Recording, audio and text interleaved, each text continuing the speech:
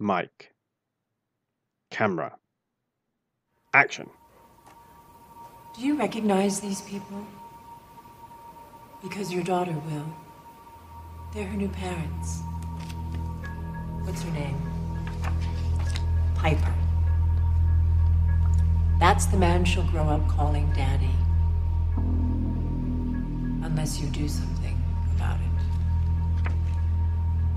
Where's she now? Oh, I'm sure I have her address around here somewhere. You're a smart man, Mr. Ames. Play my game, we both go home happy. The man who killed my wife is in this prison. I wonder what he'll say when I ask him why he did it. Why don't you look in a mirror? Ask him. Poor Piper. It must be hard growing up with that knowledge. That your father killed your mother.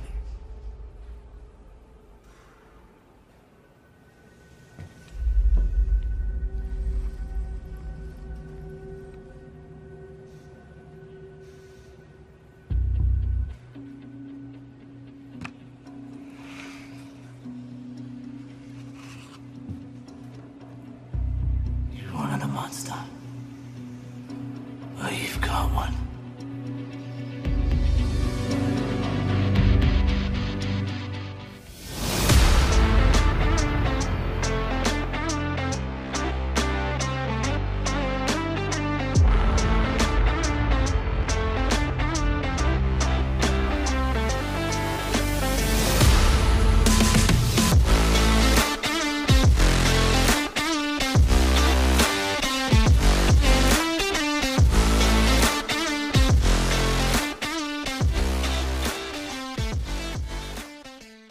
Welcome back to the Filmography, the show dedicated to watching every credited film from an actor's complete back catalogue, from past debut through to present day, in chronological order.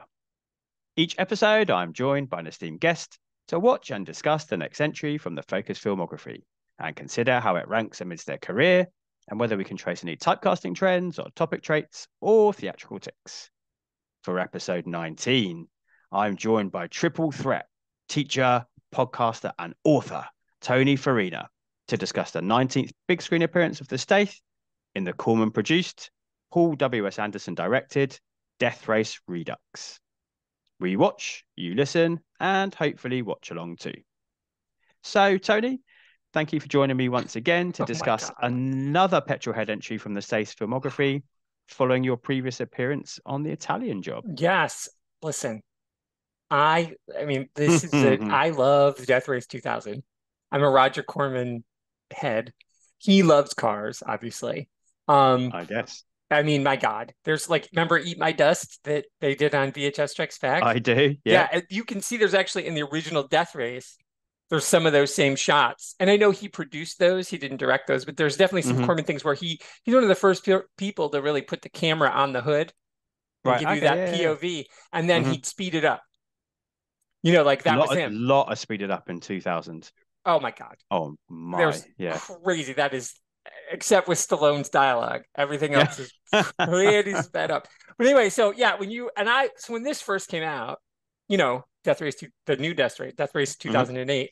I mean, I did not get to see it in the theater because, you know, children in life or whatever, but I got it as soon as, you know, it was like still at the DVD store. Like I went to, you know, Blockbuster, Family Video or whatever, and I got it right away. And I love it so much. So I just think it's a love letter to Corman. There's some like the character name, obviously Machine Gun Joe is shared. But yeah, so as soon as you were like putting the things up, you know, I was like, I need, of all of them, if I were only on one show, if I could only be on one Stath show, this would have been the one. So I appreciate you letting me be on more. If I had to pick my favorite Stath movie, it's this one. It is not his best film, but it is my favorite. Well, as we know, the difference between best and favorite is always very clear. Like, it's a good one, isn't it? It's I gotta say, it's probably underrated in his filmography because everyone naturally just compares it to the Corman 70s version, and all the complaints seem to be like, this misses the point. It doesn't get the cheesy, campy fun. It doesn't do this. It doesn't do that. this is its own beast. I mean, I obviously deliberately used the word redux at the start. I think it's worth us talking at some point about this being a remake or a prequel or a reimagining or what it is. It's not a straight copy of what's come before. No, And that would be I stupid think to do. it would be stupid to do. Yeah, absolutely. It just wouldn't work, would it? In fact, I've seen Death Race 2050. It doesn't work. It doesn't. It doesn't work. Time has moved on. Society has moved on. I think this is one of those rare occasions where the remake is better than the original.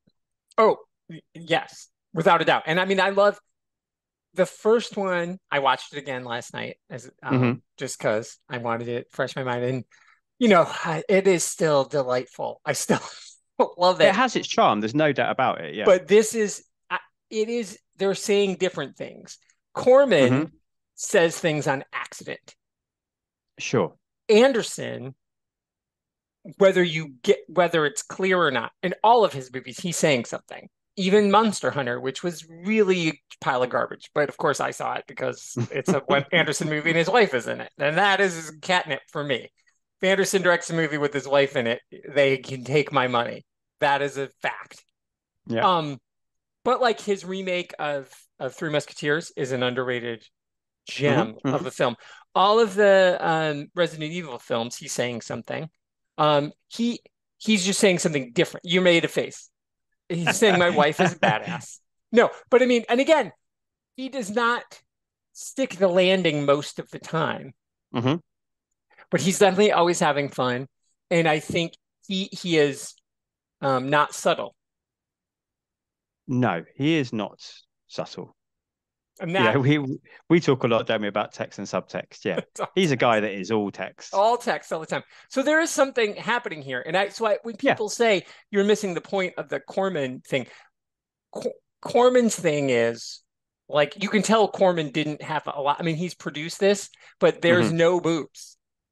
And the next ones all have all the boobs. They made up for it. And then the Luke Goss ones and the fourth one that follows this, they're like, sorry, we didn't have enough boobs in that one. We better make sure we get some, especially that fourth one. Wow. I rewatched that too, because I was like, I asked you if you'd seen it, Beyond Anarchy. Yeah, it's the only one I haven't seen yet. Yeah. And I watched that again and I was like, oh yeah, it is slightly better than the third one, but it's still bad.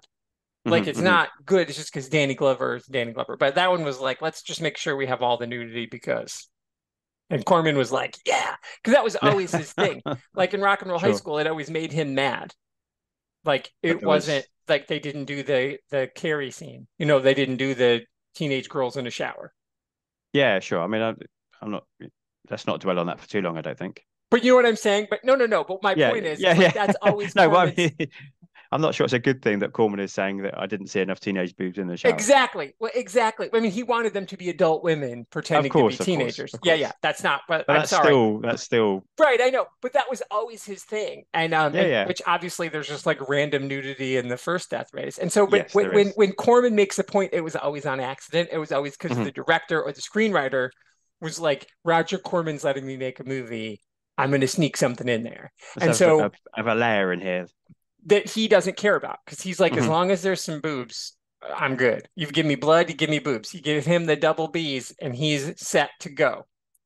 And so, but again, so I love that movie for what it is, because I do think what they did with that film is layered, and I do think it has something to say. This is something different to say, and that's okay. And I think it's okay to pay homage. And it was smart of Anderson to bring Corman in, to get his blessing, and to use the name. I think it got butts and seats. I don't think it gets made. Joan fucking Allen is in this movie. I know. Well, yeah, that was what was going to be a key point, wasn't it? You don't get Joan Allen without there being something about the script or about. I mean, what I didn't think about before we started, I'll do it quickly now whilst we're talking, was like where this fits in Anderson's filmography. Because obviously 90s is when he blew up, and really when he made his better stuff, in my opinion. Event Horizon is I know you love his pinnacle, I think. Yeah. But that's 97. So this is post AVP. So probably actually he's on a bit of a high at the moment. Alien versus Predator, despite being awful. atrocious, actually did quite well, didn't it? Yeah, it Success, did, like because financially. we all wanted to see it.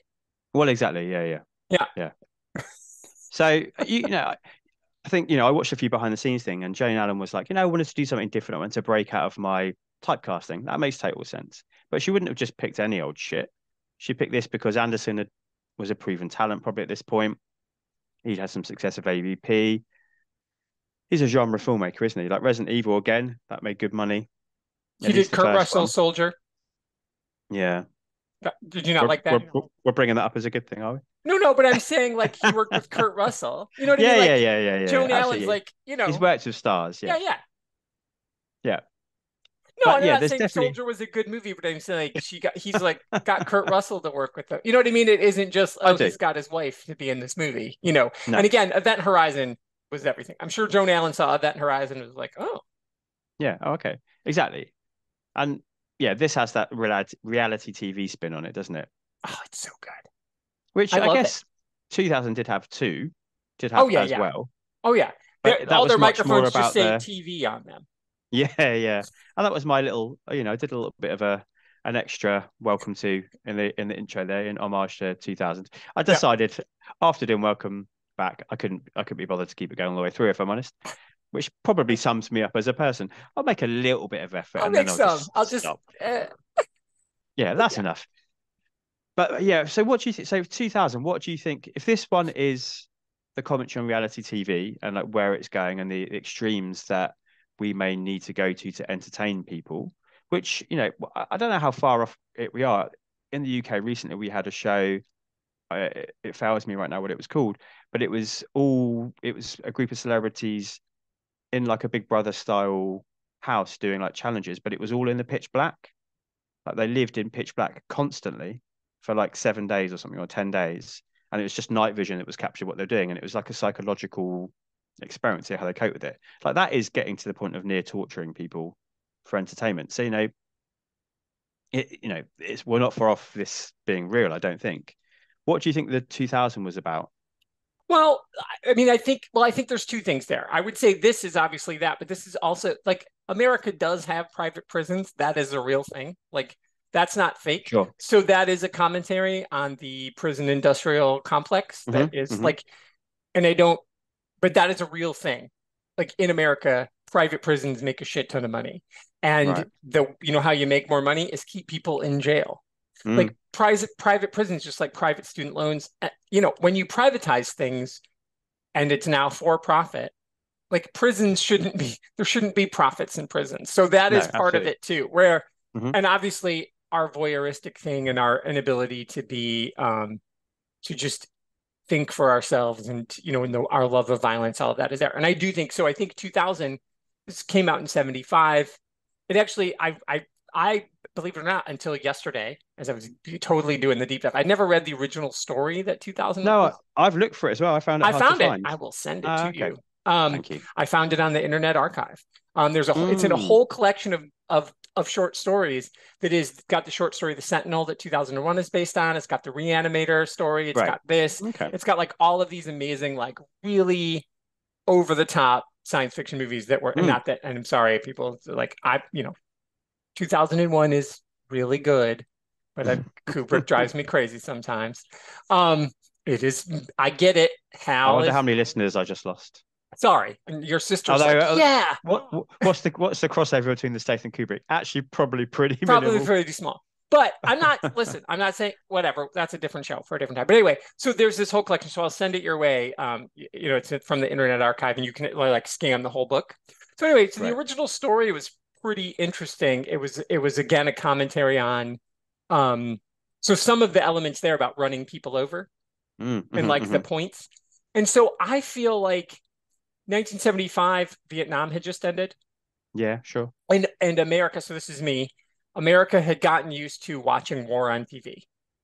And I think Death Race 2000 isn't so much about reality TV, it's about people being comfortable with violence and about the Overton window of violence. Like, sure. So it's that desensitization idea. Right, because people...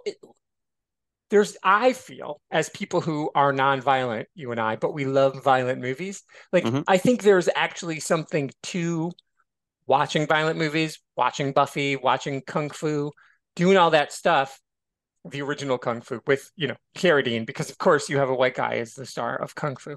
But like you watch those things and there's some sort of, I don't know, not necessarily, I don't know the right, like wish fulfillment or like mental release or whatever. You're like, yeah, kick the bad guy's ass. And there's like a sense of right and wrong or whatever. There's stakes, even when they're all criminals or whatever it is.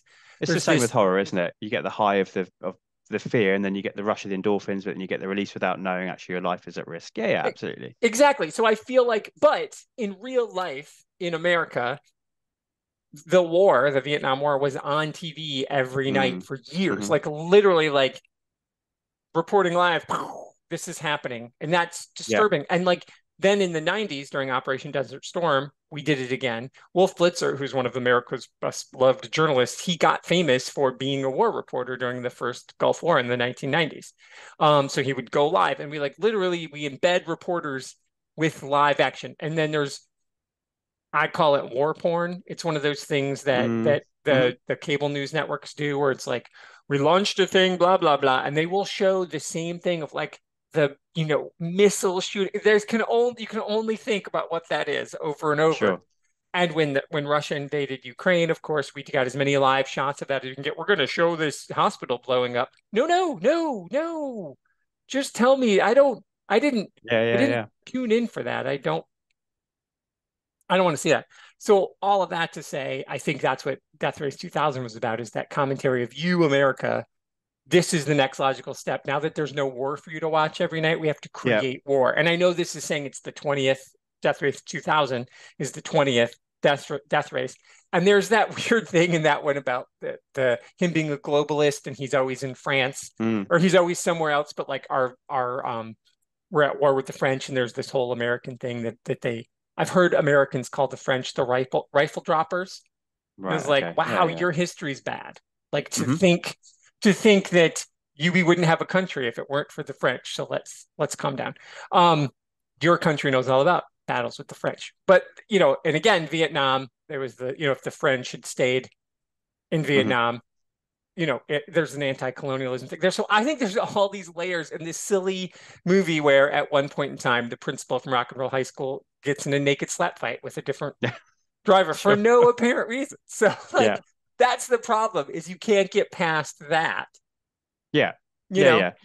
That's really interesting though, because there's a film, all you're saying there about the reaction to the desensitization and like constant images of war. There's a film that was made here called Elephant. It's just a short movie. It's directed by Alan Clark, and actually it's produced by Danny Boyle. Oh, wow. Love him. And it's only about 20 minutes, 25 minutes maybe, and it's set in Northern Ireland around the time of in the 80s with the big struggles that were going on there between IRA and the English. The Troubles. Yeah, exactly. You English and Irish people in your euphemisms. Good Lord, the Troubles. Sure. It's a really interesting short film. And it is entirely about that. It's entirely about the sense that this was on TV every night and that people had forgotten about the impact on the everyman, on the people who were actually being shot or being killed. It's a really interesting movie. So I think to say that Death Race 2000 was doing something similar, there's a pattern that's being repeated again when people feel like we've hit that wall, I suppose, of desensitization. I was going to keep coming back to that word. It's the best word I can think for it.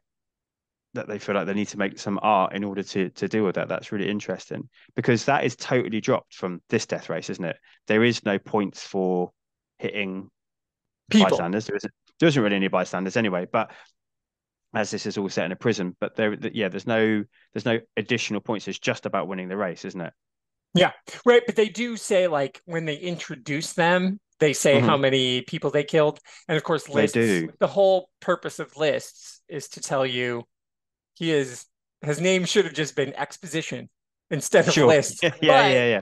He's good. The guy who plays him knows what he's doing. What's he called? Fred Kohler. He knows what he's doing. And he's the only one who's in all four of the Anderson Death Racing films. So they do say it. There's that idea for this many kills, right? And I think that would have been interesting, but I think there were already so many rules. Yeah, and that it would have been that have been too much. I guess you could have cut Jason Clarke and filled in his lines with some of that, with like instead of him, this movie struggles with its like homophobia and homoerotic Yes. looks. Like I'm like, make Yeah. up your mind because I'm And sorry, race as Jason well. Clarke. Oh yeah, oh and racist as fuck. Hmm. Jason Clarke's character Ulrich totally wants to bang Jensen. Yes. Yeah. What's bang The Jason whole, I mean, Statham? that's not even, that is text as well. Because again, Yeah. Anderson, that is like, and I think Jason Clarke knows that too. I think he's like, Hmm. that is not, but see, and at no point is Jensen like threatened by that. It's not like he doesn't have, like, Jensen doesn't have the homophobia that runs through the rest of the movie. No, true. Yeah. And it's weird, like, make up your mind. What, so again, I think if you just cut him, maybe you could have added Yeah. some more layers about points, but you had to, like, you had this part of the story. So like that's the only thing I could think you could cut to expand the world where there's points. You'd have to have lists explain more things.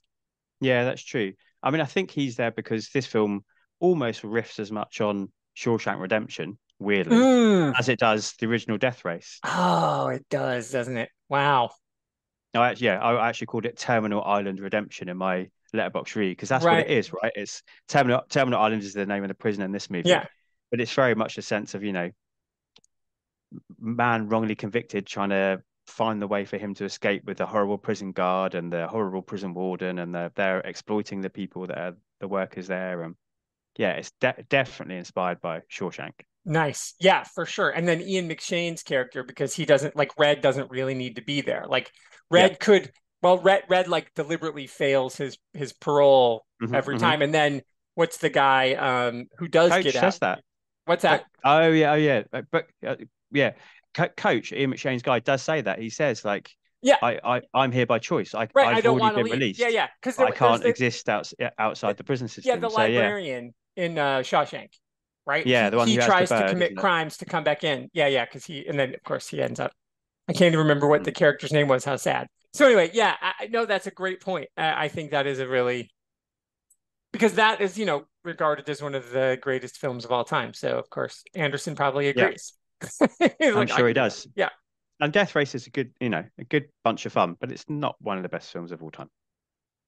Not even close, but it is a delight. It is the best of the Death Race series. High bar to pass that one, isn't it? Yeah, but I mean, because Death Race 2000, I love it more than this, but I think this is better of them. This is the better of them. Yeah. It's like it's my favorite Stath film, but it's not his best film by a Yeah, mile. definitely. Yeah.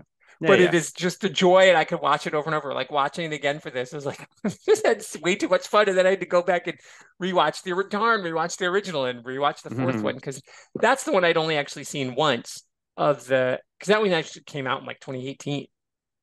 Much later. Yeah. And it's I get why they took so long between 3 and 4, because 3 was pretty bad, but they keep making them. Paul Anderson got a writing credit for that, like a story, not just like a based on character. So this was something he wanted to do, because 4 is a direct sequel to this one. Yes, that's right, because 2 and 3 are prequels, aren't they? Yeah, which was whatever. But yeah. So yeah, the casual racism, the homophobia are weird, ableism, and of course, it's we're doing that to show us good guys and bad guys. So I understand all of those things are in Heathers too. Of course, one of my favorite films of all time. But again, it's to show you who the bad guys are. Yes. But there's still a few moments like the mechanic on the Stath's team is homophobic as well. So that's right. Not I don't like it. I don't understand that. Right. What's that about? It needs to be with the baddies, and then you're right. Then it's not okay, but you understand they've been given those lines in order to show they're the baddies. It's also a problem though, because at the end of the movie, I mean, fuck it, let's just jump all over the place. Yeah, sure. Sorry, is that on me? Am I leading us down? No. Oh, okay. I'm leading us there. Okay. At the end of the movie, in that horrible coda that we get at the last few minutes, that's terrible. Didn't need. Set, 6 months later, isn't it? It's like in Mexico or something. Yeah. You've got Tyrese's character, Machine Gun Joe, the same name as the original, buddying up with the Stath's Jensen after they've escaped from Terminal Island, after they escaped from Death Race. But Machine Gun Joe is a mass murderer. Yeah. Not just in Death Race, but in real life before he was sent to prison. Right. And we're meant to be like, backslap, well, hey, Machine Gun Joe, what a good guy. the Stath redeemed him, and it's ridiculous. I know. It's not okay. He's the bad guy. He's supposed to get blown up. I'm sorry. I could not agree more. I there's a tonal problem. Again, when you and again, that is one of Anderson's weakest links is tone, right? Like the reason that I love his Three Musketeers is because like Orlando Bloom showed up and was like, watch me fuck up your whole movie, crank it up to 11. And they like didn't know what to do with him. And I bet you there's a bunch of shit on the cutting room floor with him just camping the fuck out of it. And he's having so much fun in that movie. But he's like, I'm reading your script. There's no tone. It's all over the place. I'm going to do this performance. You guys do a different film. And that's just it. Like that ending is to a different movie. Yeah, it's mad. And it's the second Stath movie in a row, actually, where we've had this like little coda before the credits, but it's been totally unnecessary and actually really affects your feel of the film and the ending of the film. Agreed. It's the same in the bank job too. That was so dumb. And in my essay I wrote to you, there's a way to fix it. Oh, yeah, absolutely. You just don't have the bang in the vault. Like they don't shag. There's no shag in the vault. If you don't do that, then you get the ending and it makes sense. Yeah. You can't do both. Yeah. And them working together to escape, you can do that, but then they can't be friends. Yeah. No, he needs to either get killed back, or actually, Jensen, Stath's character, needs to say, you know, we've got out, but I can't let you in society, and needs to put him down or get him recaught or use him as a decoy, so he's the one that gets away. He faked him out. Yeah, absolutely. Like Jensen can get away, and Case can get away, his co-driver, or his navigator, because when we hear her story, it's that she killed her abusive husband, and that's what got her in prison. So, she's from the original. That's from the original. Sure. Yeah, okay, I didn't catch that. Yeah. Which character is that? One of the is it the one who is? It's not Calamity Jane, but is it the one who, his navigator. Mm-hmm. In the original, like, I can't even think of her name, but the woman who becomes Frankenstein's navigator, she says something about an abusive husband, getting away from an abusive husband. Yeah. So that is, that is definitely in there somewhere. There was definitely one of the characters who said a similar line. I was like, oh, nice. So and again, she still did a murder, and she still did, but she's done some time, and she's put her life at risk, and she does the right thing to help Jensen out, who has done no crime and has been framed. So she can be redeemed. That's okay. Right. But yeah, we can't. There is no redemption for Machine Gun Joe, like mass murderer. Right. And now he's just a mechanic in Mexico, and we're all happy. We're all happy. But he's it's because it's Yeah. Go ahead. Go on. No, I'd say it's because it's Tyrese, isn't it? Because he's just been in Too Fast, Too Furious and Transformers. Everybody loves Tyrese. Yeah. I don't love Tyrese. No, as an actor, he's not very good. I just think he is the same in everything. Like, and I know we can actually label the same criticism at the Stath, but the Stath is funny and charming. I disagree. And charismatic. But I disagree. I don't think the Stath is but I know some people. I know some people feel that way. Tyrese is literally the same in every movie, and what that is somebody who talks a lot and shouts and swears and is just generally annoying. Personally, it's true. I'm just rolling through his. Of course, I don't know why he's the antagonist. There's so many other. I mean, it's because he's so hot right now. But that's what it is. So many other better choices, right? Because he did Too Fast, and then he did Four Brothers, which is a good movie, right? And with Wahlberg, isn't it, that one? Yeah, and and then he just did Transformers. Well. Yeah, man, you're right. That was it. We need to get him in here somewhere. Yeah, he's not great. I don't think he's. And again, I've never watched the Fast movies, so it doesn't matter to me. I never found him particularly great in the Transformers movies, but let's be honest. Until Bumblebee, nobody was. Yeah, I mean, she is pretty good in the first one, and actually, Megan Fox is pretty decent in the first one. I would argue that. But yeah, Haley is obviously the now saving grace of that franchise. Yeah, 100%. And having seen Rise of the Beast last week on my end of year school trip, Haley is still the only real saving grace of that franchise. Fair enough. It's fair. Yeah, it's whatever. We're not here to shit on the Transformers, but yes, I think Tyrese is poorly. And I think part of it too is, again, because this movie is totally all over the place and you've got something that you could do. The villain is Joan Allen and the villain Yes, that's true. is Jason Clarke. So don't make Machine Gun Joe not a 1-for-1 with Ames, maybe not even like you could turn him into and again, I'm going to say this, sorry, everybody. You could turn him into like a Jean Valjean kind of character. So like, Sure. he, where we know Stath was set up, but like Tyrese's character, Machine Gun Joe, could be like, no, I am in here. I did a crime. It was unlike Case who, killed and abused. It was a self-defense. Yeah. It was, Yeah. I did this because my parents did this and I committed this fraud, or I did whatever. And now he's become hardened. And so, of course, he's killed people in the death race because they all do, because they're being forced into it. So like, because Statham kills people in a death race. He does, yeah. Right? Everybody does. That's the point of the death race, is that you're killing people. So you could forgive that. Yeah. With Machine Gun Joe. Whereas I get that's a love letter to 2000 because Stallone plays Machine Gun Joe and he's a gangster, hence Machine Gun Joe. And that's his thing. He just, at the beginning of the race, he just shoots into the crowd. Yes, that's true. Yeah. Right. But I mean, back to Shawshank, Red, Morgan Freeman's character, is in prison for murder. Correct. But he is a character. He is well written. He is well performed. He has layers. He has depth. So by the end of the movie, he has received redemption. So we are happy to see him escape, and we have to see him get parole and to live his life on the outsides. Machine Gun Joe has no redemption other than, all right, mate. Then he's not English. I know I'm doing English. Yeah, that's fine. All right, then I will. I will help you out. Then the Stath. I will help you out, Jensen. Which we don't even get to see anyway because it's a conversation off camera. To be a twist. I know. And it is funny though. Of course, they even end up in Mexico. They say they're going to go to Miami, but they go to Mexico, which is of course where they go in Shawshank. I'm really disappointed in myself for not seeing it. I was spending too much time writing notes like when Case's seat jumps when he does the napalm. Where does she sit after that? Yeah, good point. Because she sits back down, like he's like, sit on my lap so I can do this. And then, so is there a new seat that pops up because she's sitting there? She is sitting there. It's true. I'm like, ow. What is she just? You know how women hover when they use public toilets? So maybe she's got really good at hovering.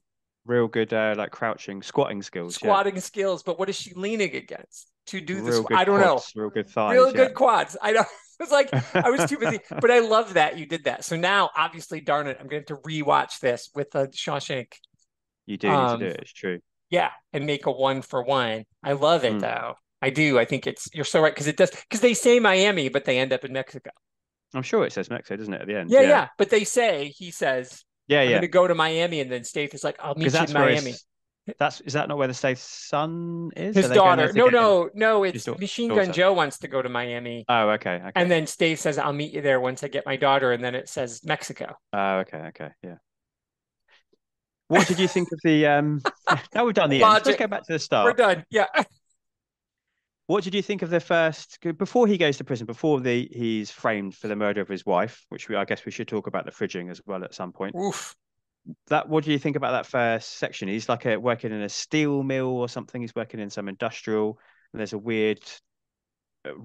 riot over the pay because they're shutting it down, and the SWAT come in inexplicably out of nowhere. It feels like in this movie there is an attempt to give characters backstory and motivation that you don't get in the first 2000 DU. It's just he wants to kill people, he wants to win the race. Here we do have motivation. What did you think of that initial section? Oh no, I like it a lot. I think it's good. It putting him as worker guy in steel mill. So he's lifting heavy things, and it makes him look like he looks, because he's just, I mean, whoa. Yeah. I mean, that is what that's about. It's like, so when he takes his shirt off later, you'll understand why he looks My like God, this. yeah. How he looks like. So that is this. I mean, I feel like, having not seen the Fast movies, and I'm never going to see those. And like I feel like this is like the best shape he's been in since he was diving. Like this movie. This is definitely the most like stacked, as I would say, like the most ripped he is in this movie. In some of the behind the scenes stuff, he was talking about like the diet he was on and the regime he was on, and he got down to 6% body fat for this movie. He is just, there is a really funny quote from Tyrese actually saying like, Jace is saying, like, I've done it for this movie, but I can't wait. When we finish filming, I'm going to go back to fish and chips and cake. And he's like, forget it. now you're in the shape, everyone expects you to be in the shape forever. So it's quite funny, and that's what's happened, of course. So, It has, yeah. yeah, he is in ridiculous shape in this movie. Yeah, My God. it is. And it's like, of course, it's so that he could do the obligatory pull-up scene, pull up on the prison bars. But I do think, and the strip down to be, of course, like showered in deloused. what's that delouse? Thank you. The weed delouse powder. Yeah. Yeah. Of course, that was all for I have that. this 19 pack showing. It was ridiculous. And again, Jason Clarke, was totally like, Google eyes, which I understand. 100%. Yeah. Sure, I totally, yeah. But I think my favorite thing about it is, and again, literally text. So I wrote it down. If money is burning a hole in your pocket, it's not a new pair of pants that you need. That's on the back of the bus when he gets off the bus. Right. Okay. So, sorry, Mr. Anderson would like you to know, money is bad. I thought that was magnificent. So I like it, though, because it does set it apart. And we learn, of course, then List tells us that he used to be a driver and he did do some time. And he acknowledges he was like a petty criminal before, which, again, different than, what everybody else is doing. List killed his mom. Like, it's not like, he's he can be fun and charming, but don't forget he murdered his own mother. So he's supposed to be Norman Bates. Obviously, that's what he's doing, right? That's the way he talks and stuff. That's a good call. Yeah, I didn't get that myself. Yeah. So, but anyway, all of that to say, I loved it. I love the background. And again, I think I'm going to say this again. This is where you could tell Corman didn't have enough to do with this movie because she kept her clothes on. They could have easily turned that into a bang on the Is kitchen. this when the Stath comes home from work, doesn't he? And he starts to have sex with his wife. Yeah. But they stop because the baby, and I think that was well done. And again, a little bit Anderson showing some restraint, which again isn't something he's known for. But I do think in a movie that is ultra violent, I think it was a really smart call to give him this kind of wholesome wife. She's a looker and all, but she's she balances the book. She keeps it in check. She looks after the baby. She's cooking like they're making vegetable stir fry. There's like all this stuff that you're like, oh, so I think it's really good because you're understanding the juxtaposition of him. And then later when he says like, she saved me, she saved me from this life. Like, he's like, I would have ended up here if not for her. So I really like that. And we didn't just say it. It didn't just have to be like, oh, my wife was awesome. It was important that we see it.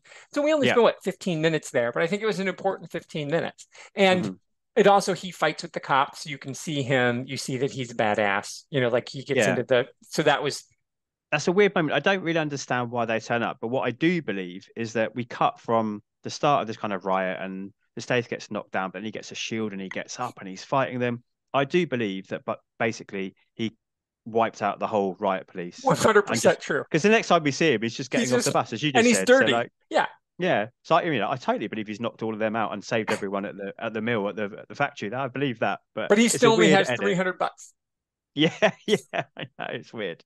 It is. Why wasn't he arrested at that point? But anyway, that is a problem. Because he kicked everyone's ass. Right. That is when you expect it to be, and so there needed to be just a line, and maybe and we watched the extended version, so we watched the director's cut. So there was not a line that explains how he gets away from the police. So I do think like the thing needed to be is that the police show up because the riot was starting, and I get that because the people are mad, and that they're sort of there before the riot, which is what's weird. They almost start the riot by turning up. They do start the riot because they're banging on the shields and everything.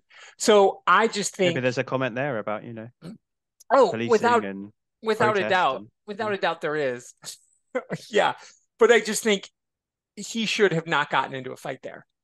No, but because he's circumnavigate around it. I've got my $300. I need to get home to my wife and my new baby. I need, but we need to see that he's a badass, don't we? Exactly. And so it needed to be something else. He needed to either do two people needed to fight, and he could have defended the lady who's just a bitch to him, and because he's calm down, let's everybody calm down. Whatever. I like that they do the Jean-Claude Van Damme. They really explain his accent. Exactly the same thing down in my notes. Yeah. They're like, moved here when he was 24. You're like, okay, cool. He was old enough to sound like this, but not, with a little twang of American every now and then. So great. Oh, him and Jean-Claude and Connery were like, fuck it. Even, and Liam Neeson too. But there are a handful of people who just fuck it. You can do whatever. You're so good at the thing you do, and you're bad at the accent. Yeah, absolutely. Yeah. So, but anyway, I loved the beginning. I think it was really smart. I thought, again, some restraint, and then I think Joan Allen's spectacular. I think the Mm. introduction of her is good. No, it all makes sense. It all makes sense, and I think there were some really good, like the shooty gun thing. Yeah, I it like turns that. it from a B movie into a movie, doesn't it? Right. It does. Essentially, it just I'm going to use a word, and I don't mean this derogatory to the original 2000. It elevates it. It moves it out of that category that we expect those Corman pictures to be, to being a blockbuster release, a major release, Yeah. because it provides you with development. Really, that's what it is, isn't it? It's character development that we get.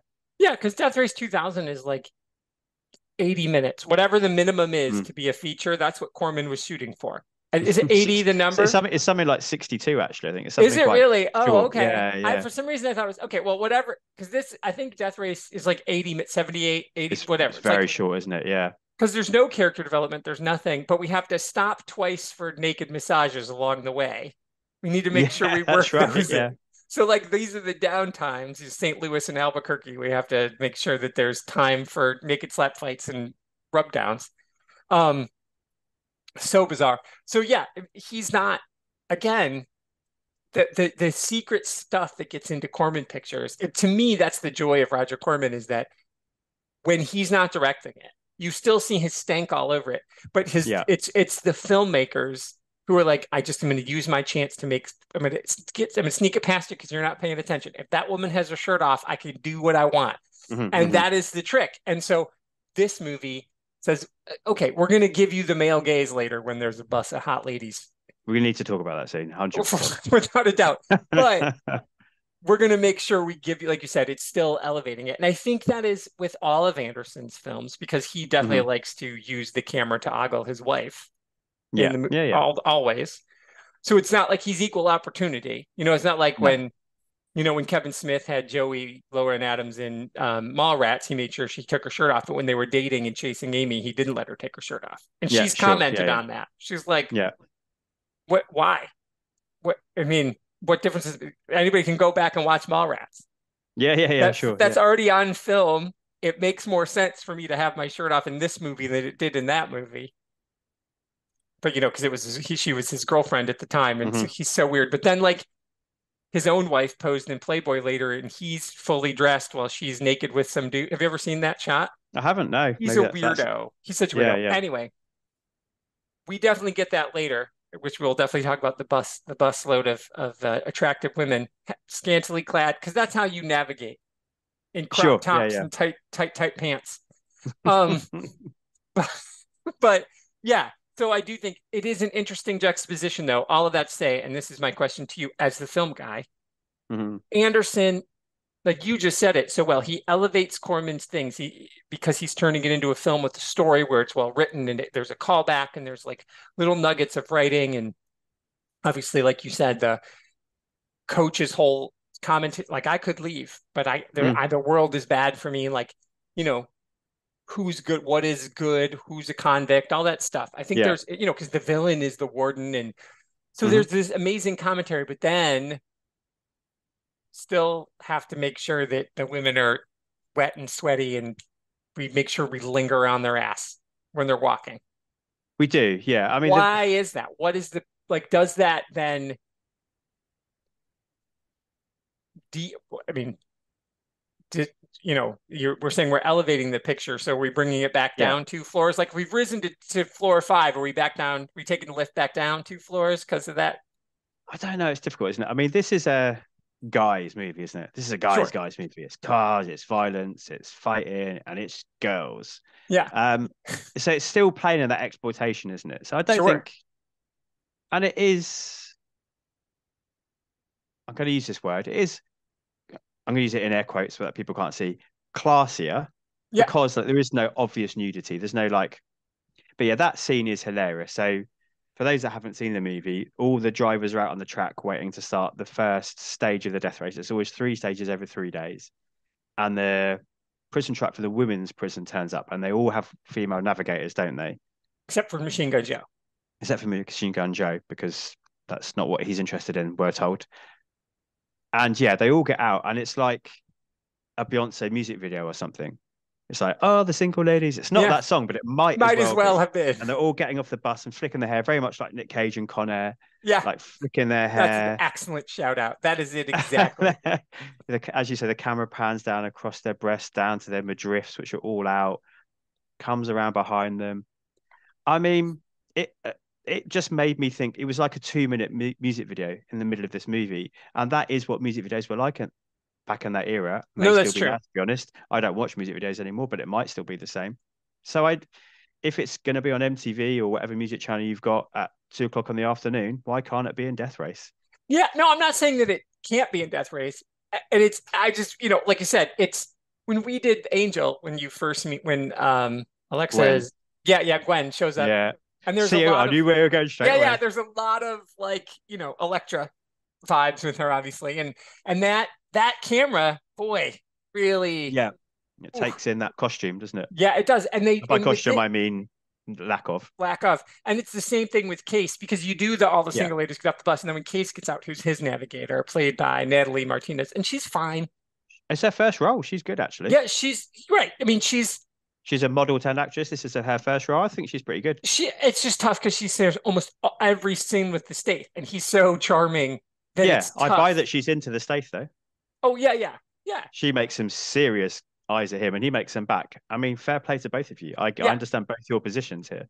Yeah, and they know, but it's not that though. Like even at the end, they don't. No. Yeah, no, I they don't. It doesn't go there. But when she first gets in the car, there's that moment of like, because he takes the mask off. Yeah. And she's like, a lot more handsome than the other Frank. Right. And he's like, whoa, are you on my navigator? I mean, he's just lost his wife, so he's not going to go there. But it's hard not to notice a woman that attractive. Correct. And they acknowledge it. And I think that's the way you handle it too. She can be dressed like that or whatever.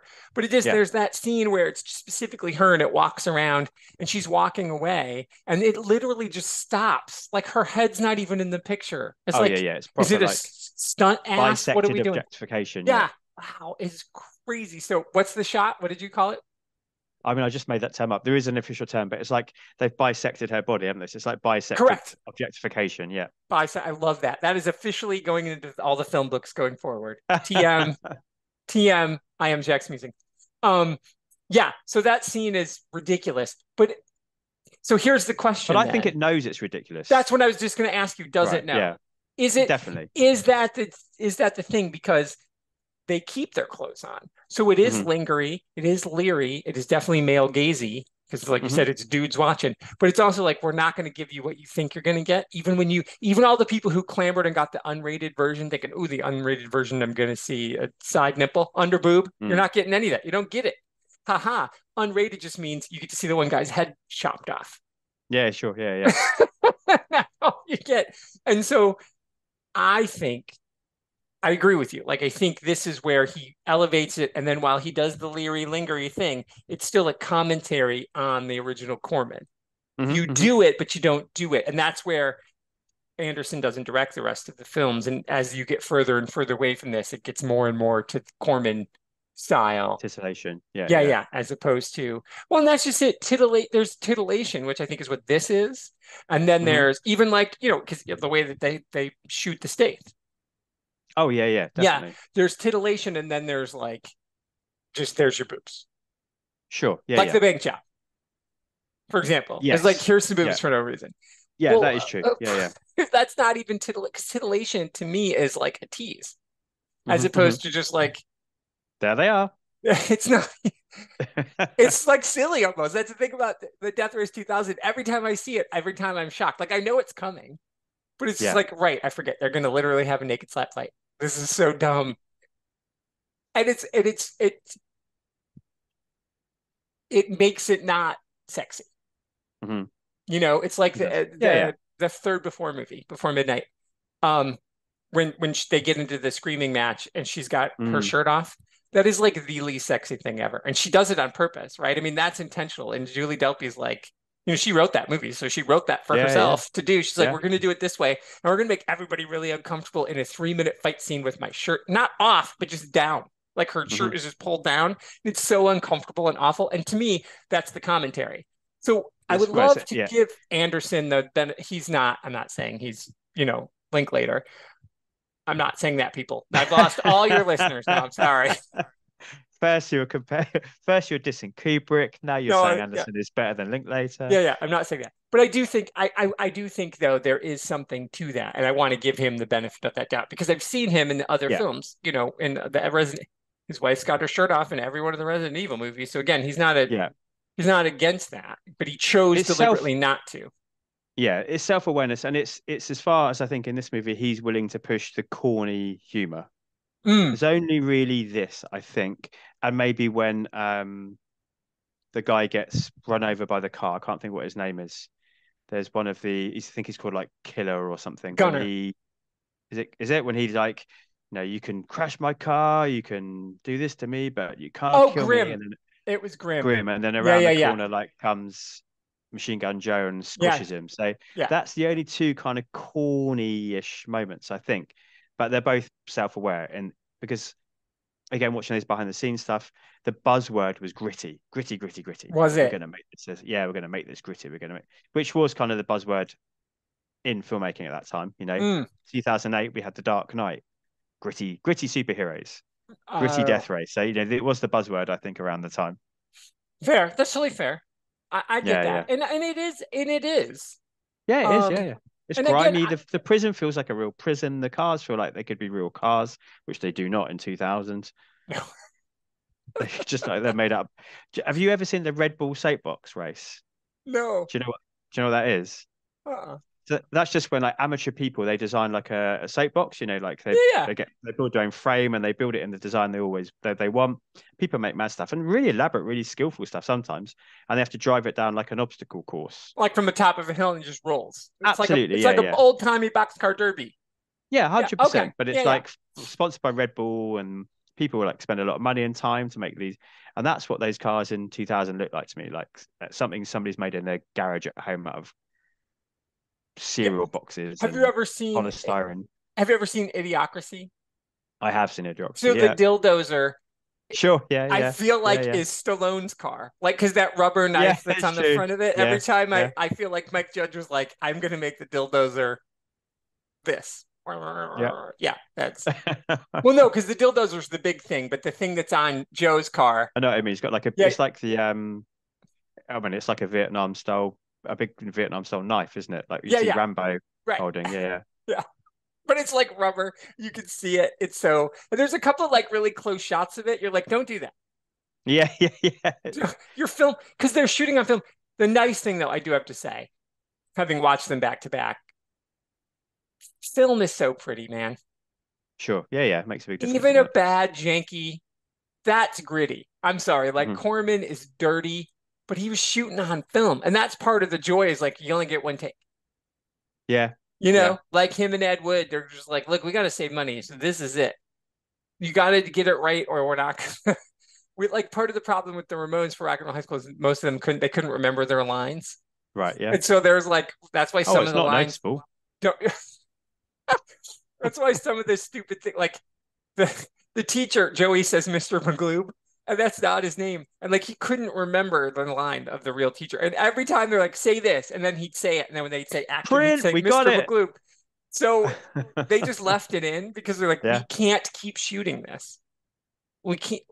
This is it's expensive to do the same 2 seconds over and over, so we're just going to leave it and we'll write around it. And but it's so pretty that all of the flaws are so noticeable. Yeah, yeah, yeah, yeah. It's yeah, I don't know. I mean, Tarantino's probably the only person who still shoots on film, or is Nolan still shooting on Nolan, film? I think probably still. Yeah, he uses Yeah, IMAX cameras, but I think he still shoots on film. Yeah, yeah, it's pretty, man. yeah, It's gorgeous, and not that this. I mean, this looks great. I think this looks good. The Death Race looks great, but just to see the difference of that. Obviously, there you can do more cuts with digital, right? What do you you make can of the? much more, much What more. do you think about that with the pacing and the cuts? What do you think of the driving itself? Like as a film guy, how is it Yeah, shot? Do you like it? Do you think it's shot well? I think this film as a film is well paced overall. I think actually, you know, the runtime is well paced. I think the stage one driving scenes are pretty good. I don't like the fights at all, particularly the one between the Statham and Pachinko when he Gets out of the realizes car. that I'm the only person in the world that does finger guns, so then I Ever. must be the man who Yeah. killed your wife. Nobody's ever done finger guns before, so it must be me, even though I'm in prison and the person who killed your wife was not in prison. And I can't see your face through the window, but I can. Yeah. But yeah. Anyway, it's silly, wasn't it? But yeah, so I thought that fight was awful. It was that over edited style. Well, we've got the Stath. We know how good a performer he is. We know how fluid he is. But I guess he's not a martial artist in this, is he? He's a brawler. But yeah, I didn't like that scene. And I thought stage 2 was okay. The only thing I struggled with stage 2 was time and geography weren't as well presented, I didn't think, in stage 2. Because it has that moment when the Stath just stops his race dead to get out of the car and kill Pushenko, snap his neck. Because as we just said, he's realized he's the one who murdered his wife. He fridged his wife. But then he doesn't seem to be miles behind in the race. What, has everyone else stopped? Yeah, I don't know, because then Machine Gun Joe looks like he's come around to lap him, but he's what's not. he been doing? Yeah, He's not there. And then the dreadnought comes out, and I can't work out what point of the race. And what was the point of the dreadnought? Like, she wants these ratings, and she wants. Yeah. This is the thing. I'm sorry. So it's a big rig truck with Lapse of flamethrowers logic. and missiles and big machine guns. And... Yeah, in a movie that's absurd, this is the line for me. It's like, it looks cool, and it does, yeah. But what is the purpose of it other than, like, if she wants to make it go all 3 stages, why would she kill her 2 most popular drivers? I mean, yeah, great point. I think she's trying to make it so it's only them 2 in the final, isn't she? But I mean, it's a big risk to take. It is true. And the way that they do it with their 2 tires, because the rule earlier, this was good writing. They had to have 4 tires cross something. And so when the deadhead comes up, they go over. But again, he's driving a Mustang and he's driving a big truck. Their tires wouldn't be equidistant. And I'm sure Chris Phelps would have things to say about the different. He can tell you what the cars are. But I'm just saying that big truck and that car, their tires wouldn't be. Yes. But it was cool. It was a cool shot. And it was cool. I heard one of the producers talking about the Dreadnought on the behind the scenes, and they kept in this behind the scenes they kept referencing Gladiator, Ridley Scott's Gladiator. Okay. And he said the Dreadnought was like their version because they consider this their Gladiator, which is interesting. We said Shawshank, they consider Gladiator. Nice. Their version of the tigers or the lions coming out. I think it's lions, isn't it? In Gladiator, it was like their whoa moment in Gladiator was like, it's bad enough as it is. Now there's lions. This was their attempt to do that, whether it works or not. I get that you have to up the stakes, but it just seems to me like if you're going to do it, wouldn't it have been better in the third one? It's just the 2 of them and they're going to escape. And now there's the dreadnought. I don't know. It just seemed like a weird There's not enough time in the third one, though, is there? 'Cause it's literally on lap 1 that they escape, isn't it? Oh, that's true. You're right. That's true. All right. I mean, it did give us a good stunt. I thought the stunt of the dreadnought crashing was pretty decent. It was awesome. Yeah. And was practical, all practical. Which again is really interesting because 2008, the same year The Dark Knight came out, and in The Dark Knight we have that really awesome truck flip. Yeah. Where the Joker's chasing after Batman in the truck, and that was all practical as well. So it's nice that we were seeing this. As you were just talking about the transition from film to digital, but actually we were also seeing a retransition from digital back to practical in terms of stunts because people were starting to feel like they wanted that back in their lives. So this is another one where I think it works pretty well. Yeah, and I think you can always tell because fire looks better when it's fire. Going back to your sister's favorite film, they lit somebody on fire in the thing. Like that's what happened. That's why it looks like there's a guy on fire, because that's what happened. Yeah. Carpenter's like this guy on fire, and he's like, what did that guy get paid? Not enough. Yeah. I always think of Hard Target actually at the end of that when Lance Henriksen's on fire and he's just like going whoa, but that is Lance Henriksen, and Lance Henriksen is on fire. It's unbelievable. It's cool. It is, and so you can tell that it's practical because they blew shit up. Whereas fake fire always looks bad. Yeah, agreed.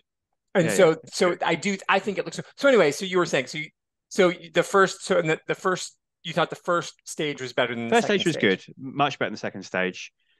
Just logistically, it didn't work for me, but I think that's because maybe they were adding too many elements. I don't know. What about yourself?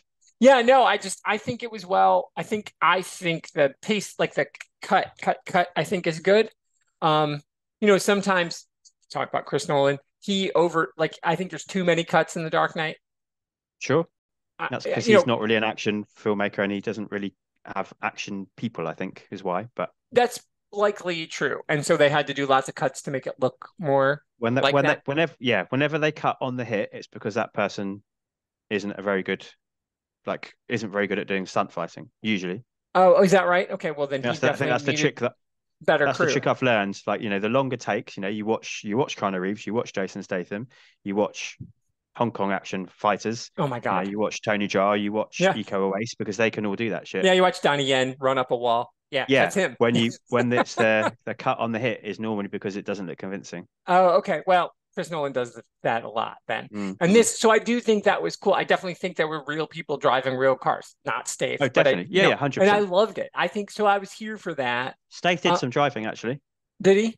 Yeah, yeah. Nice. Not obviously not life Yeah. risking stuff, Yeah, but he yeah. definitely did some. Yeah. Nice. When we know that was him, he did some driving in the Italian Job Yeah. too. Yeah, yeah. So yeah, that makes sense. But yeah, no, I think so. I think it looks good. Again, I would have liked to. It would have been way too expensive. There's no way they could have got made this if they put it on film. But I do like it. I just think it's fun. The logistics of it, they do definitely needed to. There needed to be some kind of, if it had been Michael Bay, not that I wanted this to be a Michael Bay film, but Huh, it'd be like sure. it would have like moved. Like tomorrow, chung, chung, chung, chung, chung, chung, chung, and then there'd be a different course. But it's just the same course Yeah, over and over. So that's part of why it you is. need Yeah. the Dreadnought, because it's, Terminal Island is Mhm. the same thing. And that's all And one location as well. That's a real place they found that they fitted out to be the location. That's pretty cool as well. yeah, I didn't It's realize just that. That is, I big mean, abandoned warehouse and it driving through the warehouse looks amazing. Like those are Mhm. real drivers driving through that warehouse. It's so cool. So I just didn't know, like, what you thought, like if you thought the shots went on long enough, and maybe that's why they had to keep Mm. killing off the drivers so you didn't have to try to keep up with who's who, Yeah, that's true. Yeah, yeah. Yeah, you yeah. know. I mean, they make a big deal of that, don't they, before the first stage, Mhm. 14K. And He has as you way said, like more to do in the brilliant. prequels.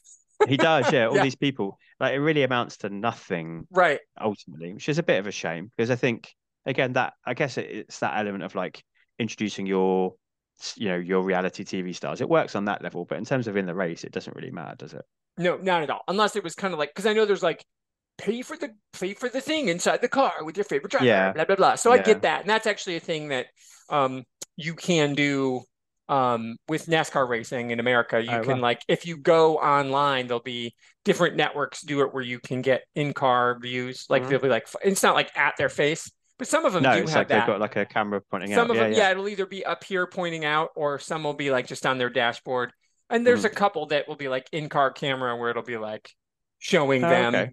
driving like this. So that is the I thing. mean, And I'm not into like normal car racing. Doesn't yeah. interest me. I don't really understand. Vroom. Hmm. 3 minutes later. Vroom. Yeah. If people are, that's fine. I'm not criticizing. It's just I don't personally like it. Yeah. Even worse, what is the point of seeing somebody just going like, Yeah. like grimacing and like, and you can't even see them through the helmet anyway? Yeah. Is that interesting? I mean, it must be, but did you see all the G's on their face? Sure. Yeah. Yeah. Okay. Yeah. I But you guess need to see it once, don't you? listen, they're hoping for Rex, Oh, okay. Fair. All right.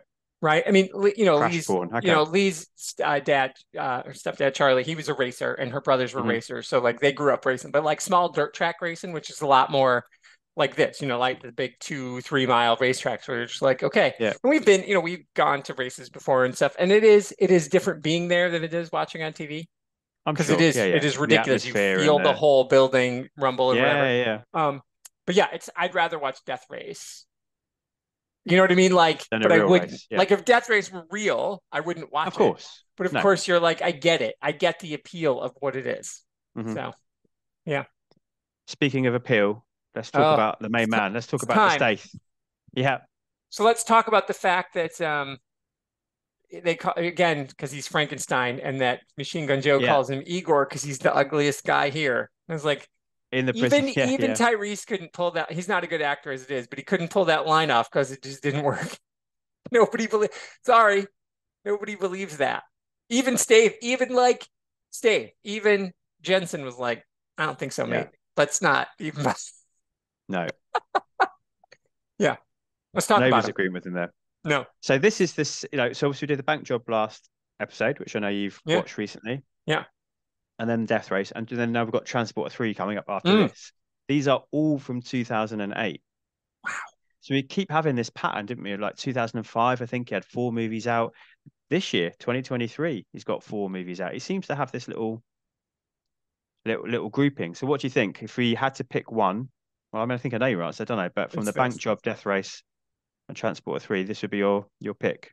Oh, Bank Job's Bank Job's a way better film. Do you think? Okay, yeah. I do. I think it's better made. The plot makes way more sense. I think he's acting more. He's not Stath. But this is like he is Stathan it up. Yeah. And I think Transporter 3 is the weakest of the 3 transporters. I think that without having the rewatch, I haven't watched it for years and years and years, which also tells you something. But before I rewatch it for recording, that is my position too. Yeah, this is the one for me. I mean, of those 3, if I only could watch one and rewatch this again and again, and I mean, the bank job was great. I'm so thrilled. But like, if we're gonna do the Chris Phelps, my 365 favorite films, this is one of them. This is one I would watch once a year. Like, it has big rewatchability. This, it's just such a delight. It's Yeah, and he's spectacular in it. So yeah, that is crazy. And again, sometimes it's just about what studios and, I mean, obviously this had to be in post-production a long time. Whereas the bank job, you probably could have shot it and had it out 3 weeks later. Yeah, that's true. They had to put all the blue filter over every single shot on this one, so that must take a while. Yeah. Very of its time as well, that is. Oh my God, I know. Yeah, you talked about music videos. There's definitely a lot of yes. Like, did he direct some Linkin Park videos at one point in time? Yeah, definitely has that feel. Yeah. Yeah. I mean, the soundtrack for this movie is atrocious. Yeah. It is awful. So I can imagine him doing a bit of new metal or a bit of definitely. Yeah. What I thought was hilarious, like we were talking before about when we first see the Stath in the factory, he's working hard. Yeah, it is like kind of a silver smelting suit on. I don't know what it was. It was almost like an astronaut's outfit. Yeah. I couldn't help it. The second I saw him on screen, it transported me back to the Erasure Run to the Sun music video. Yeah. When he's all in the all silver paint. Yeah. Dancing around. Probably because he's as the most lithe since he was, as you said, a diver and a music video dancer. But it really took me out for a little bit. I had to really work hard to get back into the movie. That's amazing. I love that. No, anyone that hasn't seen that video needs to go and watch it. Oh, it's the best. It's amazing. Here's the big question. Is his dance in the Erasure video better or worse than JCVD in Breakin'? Ooh. Because, in the background of Breakin', his first movie, they're in the big, where do you go? Because they're both just in the background showing shaking their moneymakers, literally in both cases. I thought you were about to say, is it as good as Kickboxer? Oh, there's only one answer to that. Nothing is as good. Nothing as good as Kickboxer. But no, I'm just saying background dancer. He's the star of Kickboxer. That was a choice. Yeah, absolutely. He wasn't being directed. No. That's a great question. I think what I'm going to have to do is put that out there into the world. I'll try and find both those videos, and we'll let the world decide. I think we should. But anyway, yeah. No, I think that's good. I think though that he looks great in this. I mean, it's just seriously. Yeah. It's like, and it's funny because he's him and he knows what he looks like. He already is the Stath. He's already done 2 Transporters movies, and even in the bank job, you could see those turtlenecks were a little medium, and but. This is that moment in the first Guardians when Chris Pratt takes his shirt off for the first time. They're like, let's make sure we let everybody know that Chris Pratt has been on this diet. It's that. So I feel like this is him. I mean, pinnacle Stath, right? This is even more so than the other movies. Because he's always going to have his shirt off. Like he's not Chris Evans. He's not keeping a shirt. He's like, whatever, shirts. I don't even whatever shirts are. I don't even know what shirts are. But no, I think this is just this should just say the Stath. It shouldn't even be Jason Statham in Death Race. It agreed. should be the Yeah, Stath is in just is this is yeah. full on. It's another one of those vehicles, using that word very pointedly, Yeah. that it's just perfect for him, isn't it? I can't really imagine anyone else playing this role at this point in filmmaking. Yeah, in 2008, I mean, Jai Okay. Courtney wanted this role because Jai Courtney wants to be in everything. No, he's not good. What I'm saying is, you know what I mean? Like, I'm surprised he doesn't show up in the other movies because he's so desperate to be in a franchise, right? Like, yeah. And I don't know age-wise if he'd be the right age, but like, He'd be too young, but yeah, I know what you mean. Yeah, you know what I mean? Like, there's the people who he wants Stath's career. Like, he desperately wants a series. He desperately wants to be whatever. He doesn't have the charm. He's fine. Like, just go be like, part of the problem is like Liev Schreiber's already out doing that. And he's like, I can't just have Liev Schreiber's career, but you could. You're younger than him. Just go have his career. There's nothing. He knows who he is. You know what I mean? Like, Jai Courtney just can't accept that you're not going to be the Stath. You're going to be Liev Schreiber. That's fine. Liev Schreiber's awesome. It would be an excellent choice for you to do. Of course, he did TV. He did a lot of TV, so that makes it a little harder. For you, if you were to do if you were to do somebody who did a lot of TV work for this show, it'd be too hard. But like, doing it forever. Yeah, for sure. But I definitely think, this is prime Stath. I think, Joan Allen is an amazing villain. I think their scenes together are spectacular, and I think it shows his ability to act, like, because I know that's what you say, right? I think acting tics and trends. Like, he's on fucking screen with Ian McShane and Joan Allen. This is no joke. Holding his own. Holds his own. And I think Clark is a fine actor. Again, he's fine. He was in a bad Terminator film as well. Same one. Yes, Genesis, yeah. They're in that together. But okay, yes, they're in that. That's terrible. But I've never seen that, I mean, I you don't should. know if that will ever change. I feel like you should, just for that. Maybe anyway. if I do a franchise rewatch, but until then, I mean. So it's like he's on screen with some pretty good, Joan Allen and Ian McShane are heads, and I think he holds his own on every single scene. I agree. And while McShane is campy, it knows what movie he's in. Oh, I've got some lines of dialogue to talk about before you finish. I have a Joan Allen line of dialogue that I have written down specifically that I would like to question. But I think he's really good. I think he's just, this is that moment.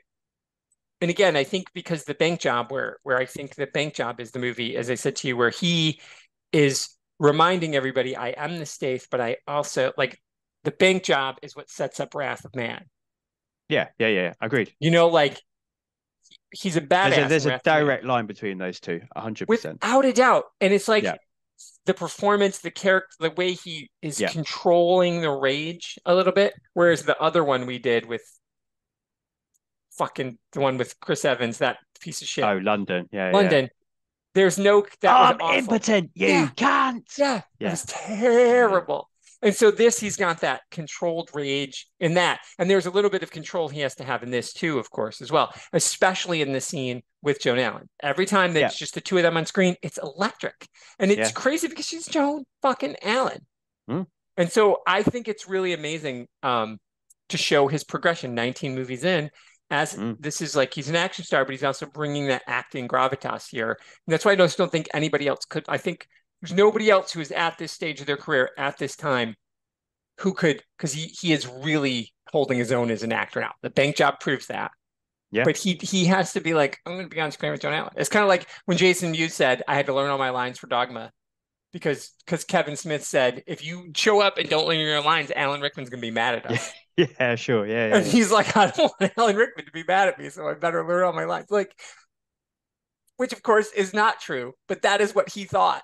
And because you don't want to look like a fool in front of Alan Rickman. You don't want to look like a fool in front of Joan Allen. No, and Ian McShane probably as well. Even more. I would probably argue for him. Yeah. Because of the British Connection and what a legend he really was on TV. And Deadwood was just recently finished around this time as well. So McShane was riding high too. But the classic Lovejoy back in the day, he would have been somebody that Stath watched on TV. Yeah. Okay. Totally fair. I just think he's really great. And I think, so. It's true. Sorry. And he has that. No, I loved it. That's what we're here for. Yeah. Other things that I heard, like I watched an interview of Paul W.S. Anderson, and it was really interesting what he said he was drawing inspiration from. So for the film, he said it was kind of 70s thrillers. So he said French Connection, back to the 60s actually. He said Bullet, and he said, what was the third one? French Connection, Bullet, and let's see if it comes back to me. But I thought that was really interesting in terms of his touchstones of what he wanted to do with the gritty style. But then he then went on to talk about, like, when I was looking for the right actor, and it had to be Jason Statham. And then what he did was he said, when I see him on screen, he reminds me of a young Charles Bronson, a young Clint Eastwood, a young Steve McQueen. Which, of course, that it's really interesting that actually, we spoke about in the first episode, and it comes up every now and then, and the whole world is clearly thinking this about Statham, that he has this same kind of hard man with layers that is an icon in himself, but actually can act too, which is true. Which Bronson can't. Do you not think so? I don't. I don't think. I mean, compared to the other two that you just listed, to Clint Eastwood and Steve, no. I mean, like everybody, I love Steve McQueen, but he was more of a movie star than he was an actor, I would say. Oh no, that's true. That's totally true. Yeah. No, I don't know. I guess because to me, I just the later Bronson is what I watch more of. Where I associate him more with, like, hey-o, where he's just grumpy old. I guess you're right. Young Bronson. He's in the Wild Bunch, right? He was in okay, you're right. No, that's fair. That's just a tough group to begin with. Oh, it is, but I think it's just. But really the same thing with young Lee Marvin and old Lee Marvin. It's not the same. Like, not everybody cares. Yeah, right. Okay, it's fair. It's fair. But yeah, I've just picked. It was Mad Max 2 was the other thing he said. Oh, wow. Okay. Road Warrior, which kind of makes sense for the design of the cars and stuff, doesn't it? Yeah. But I think Stath just does seem to. It's really interesting, isn't it? He seems to have that 60s matinee charisma, that 70s gritty leading man, that 80s action hard man, that he's coalesced into his own kind of individual independent thing that he's doing in modern filmmaking. It's amazing. Yeah. And I mean, and he's so self-aware. Like, come on, the Meg is awesome. And I can't wait for the next one. And it's just ridiculous. Like, he is totally aware of how stupid the Meg is. Like, he is, but he has given it his all. And he is just charming as fuck on that first one. And it makes no sense. That movie makes no sense. But it is delightful to no end. I can't wait for the next one. Oh my god. It's a megalodon. I mean, he wants to make sure he gets every syllable in there. Yeah. Like, for a guy who is like under enunciates everything when he says megalodon. Boy, does he eat that word. But I mean, just the posters for the Meg 2 say it all, don't they? I posted one the other day on our Discord. Just they know what the hell they're doing when they're trying to advertise this movie. Stath in the middle, massive fuck off shark math behind him, silly tagline. Like, brilliant. That's enough. Everyone wants to go and see that. Yeah, I want to go see that. It's going to make a shit ton of money. I mean, it's going to be So no, I do think that is really fascinating that he is, and he knows who he is too. Like, he's aware, and I think this is a very self-aware performance. It's a very self-aware. He's even now, because this is right before, like, when you think about the three choices, he chose this let's call back to more Snatch than Lock, Stock, I think. With the big job, and then this, just like a Corman. He knew who his audience was here, and then it's right in the middle of that kind of Transporter, right, and then Transporter 3. So he's like, and it's just like with Crank 2. Like, he knew when they made with Crank 2. He got better. I mean, come on. Oh, man, like, ridiculous. Like, he knew exactly what he was doing with that. And he's having so much fun in those movies, but he can still play it straight. Like, you never catch him. Like, he's not, like, if he were to ever host Saturday Night Live, he's not going to laugh. Right. Yeah. You know what I mean? Because he's really a good actor. And you can tell he's worked so hard. And so to play it straight in this movie and to, like, make you think that Jensen Ames is a real guy. He's not playing, like, Ian McShane knows what movie he's in. Yeah. And Yeah. even Yeah. in the Yeah. Yeah. Meg, Yeah. Statham knows what movie he's in. In Transporter 3, he knows what movie he's in. I mean, that's more of a phone it in. But again, he's Mm. still going to get in ripped up shape. He's going to do whatever. Like I told you how much I love Wild Card because I think Yes. he's playing with expectations of Wild Card. The trailer of Wild Card is all the action. It's a Yeah. Yeah. lot Yeah. of And it's sitting not around that talking movie and at playing all. cards. I Yeah. love that movie so much.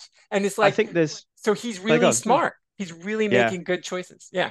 It's true. I think, look, you're talking about some of the words used there. I think you're right. This film is actually, I think he owns the performance and the character better here, even though I think he acts better in the bank job.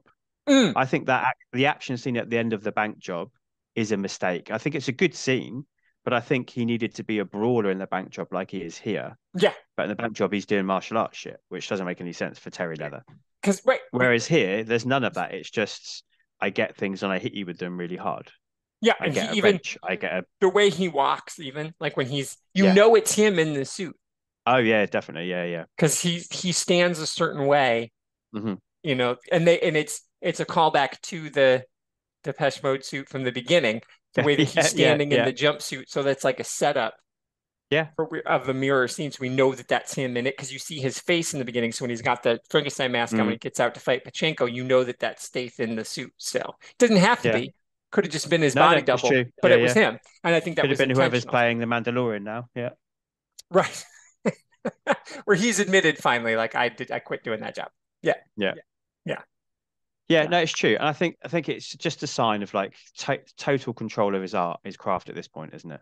Yeah. I think he's really at a pinnacle here. And of course, say what you want about the Expendables and all those is it's like he also knows what he's doing. And Oh yeah, and definitely. somebody like him, see, I think the difference between him and Stallone is that Stallone, Nighthawks is amazing. It's a fantastic film, right? And that was Hmm. supposed to be the sequel to The French Connection, right? That's the Yeah, rumor. that's right. Yeah, yeah. Okay. Fucking French Connection. Wow. And it's like, it Mhm. would have been cool to see, and it wasn't, but like Stallone could have had that career. Stallone's a really great writer. He's an excellent Yeah, director. But and an actor as well. I mean, Copland's amazing. But Yeah, Rocket. Like what, whenever he turns up as Rocket, and he tries. Whenever in the first Rambo. but that's it. Then he started, like, Hmm. he could be those things, but he's gets so butthurt at making, Hmm. like, he Hmm. doesn't like the things that make fun of him. Like, even the line about Rambo's a pussy from Tango and Cash, he barely Yeah, could get that out. And you're like, no, no, no. Like, if it had been Snake Plissken's a pussy, Kurt Russell would have eaten that up and like chewed it yeah, out and yeah, been like, yeah, haha, yeah, let's yeah, have so much fun. I mean, that's what stuntman, like his role as stuntman Mike is so good because he yeah. knows what he's doing. He knows who he's. Stallone just couldn't take. He couldn't let himself be the butt of a joke ever, and Hmm. Statham can. Hmm. He can get beat up. He can do things, and I do think that's where it's like the bank job. They made a mistake there by having Mm. that kung fu scene at the end, and I think he wouldn't have been mad if they had said, "We're not going to have you do Yeah, kung yeah, fu. We're going to have to pick yeah, up a trash lid and hit somebody with it." He's like, yeah, "Cool, let's do that." Kicking the brick was amazing, but it yeah. That was cool. just didn't work. But it was cool looking. Yeah, so I just think he's well aware. Like Stallone wouldn't catch himself back in Death Race. Mm. Hmm. You know what Hmm. I mean? Like he wasn't the coach character. That would have been an amazing. Yeah, But good shout. I just don't think he could have done it. Whereas there's something about even as Barney in the Expendables, which is like I think Statham and Jet Li and Carrie Crews, they all see the Expendables for what it is, what we see what it is. But I still think Stallone takes that way too seriously. Hmm. Hmm. Not like taking his craft seriously, but like he doesn't want to be made fun of. Yeah, I And hear I you. don't think Yeah, yeah. Stath is worried about that. No, well, Spy, The Meg. Yeah, Right. absolutely not. Yeah. Yeah. And I think, but it's because he was willing to come and do this campy, silly, ridiculous film, Death Race. Hmm. He takes it seriously. The movie takes itself seriously enough. And he came out of it fine. It's a Mm. fucking amazing film. I love it. Even though Joan Allen says, fuck, nobody Yeah, fucks with me and shits on the sidewalk. What does that yeah. mean? Like he had no, like I that is don't know, in this but film. I like it. I like it a lot. The way she delivers it is wonderful. And does our friend Spider Dan need to add this to his alternativity list? This is a Christmas film. Is that when it's set? At the beginning, when he's going to the prison, it's Yeah. Christmas, and then at the end, she says Merry Christmas to him. Hmm. Then yes, he does. I'm just saying, Spider Dan, Can you possibly cover it as well as we have, though? I That's mean, the I question. feel like he and Andy could. I mean, I Yeah, could love to hear Andy lose his mind about this. So he may yeah. love it though. You never know. But anyway, so those are my final notes on the whole. You said you wrote down some amazing quotes. I did. Yeah, I just wondered if you could pick out like who you think says it and at what point in Okay, the yeah, movie. let's do that. That'll be fun. So we've got now that's entertainment. Oh, that's Coach. That's Coach. Yeah, good. I think in stage one, I think when there's a good kill, maybe Yeah, because then at the we've end he got says, "I love this game," and he looks right at he the camera. does. Yeah, yeah. Yeah, yeah. Yeah. Then do what you do best. Drive. Case. Case, but really, what much better delivered than I did, to be fair. And then, yeah, the last one noted down, gentlemen, this should be interesting. Oh wow, I don't know. That's Coach too, to be fair. Oh, was that But I Coach mean, too? again, Oh, okay, all there's right. a reason why I'm a podcaster, not an actor. Yeah. And actually, when you look at the words written on a page, they don't look that great, but all of them were like absolute trailer dialogue lines. You could see the like either in the writing or certainly when it was delivered by Ian McShane, mostly like, oh, that's going in the trailer. Yeah, yeah. Oh, that's going in the trailer. Definitely. Yeah. Oh, it's delightful. What are the statistics on that? He definitely gets his shirt off. Definitely gets his shirt off. He gets a snog. He snogs his wife.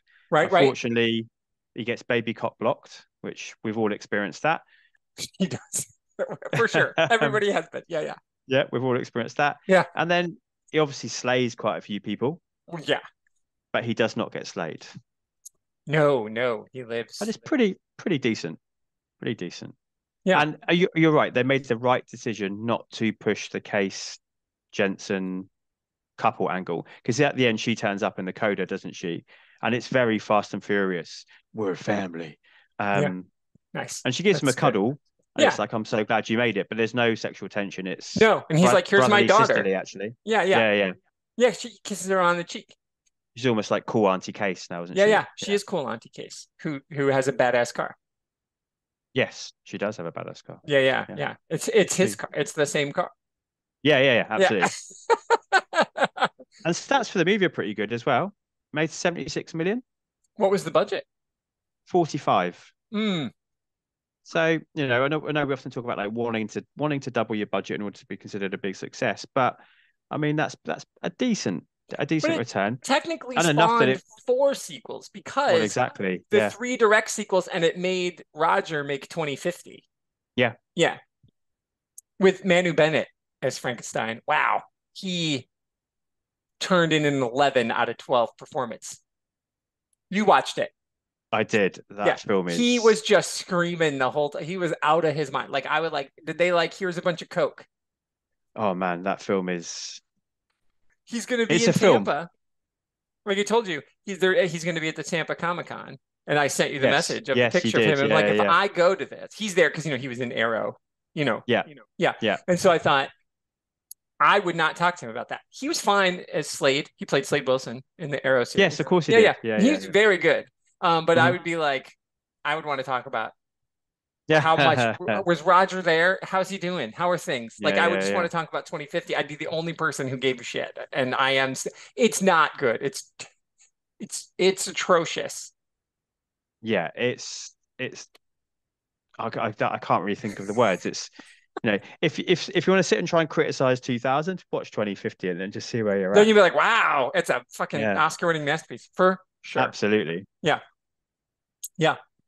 We've got time for a few little letterbox. I do, yeah. I want to hear him. Fantastic. All right, so this is from Justin Declue. Sorry, Justin Declue. A Fast and the Furious What If, in which Shaw and Roman, that's Tyrese's character name in Fast and Furious. Oh, I didn't know that. And Okay. So Sure. the Stath is Shaw and Roman is Tyrese. Got it. Okay. Are at each other's throats as prison inmates that race fast cars. The stunt coordinator of 5, 6, 7, and 8 does the same here. It does have a fasty feel, which so does Italian Job. It's really interesting, actually. Paul W.S. Anderson's second best film after Mortal Kombat. Wow. No way. Wow. Forget the original whilst watching this and enjoy the mayhem. Statham brings his best self and prepare yourself for a lackluster climax, which we didn't talk about it much, but I think it is a bit. It is a wet fart of an ending. Blow up the wall, drive off. Yeah. Oh, that's it. Yeah. And then Ian McShane gets to kill the boss. Yeah, that bomb is hilarious. Before stage 3, they plant a bomb, don't they, underneath Frankenstein, underneath Jensen's car. It is massive. It's like a suitcase nuke. It's ridiculous. Yeah. Oh, I wonder how they noticed that before the race. Yeah. It is it's so ridiculous. Bad. I know, so bad. Yeah.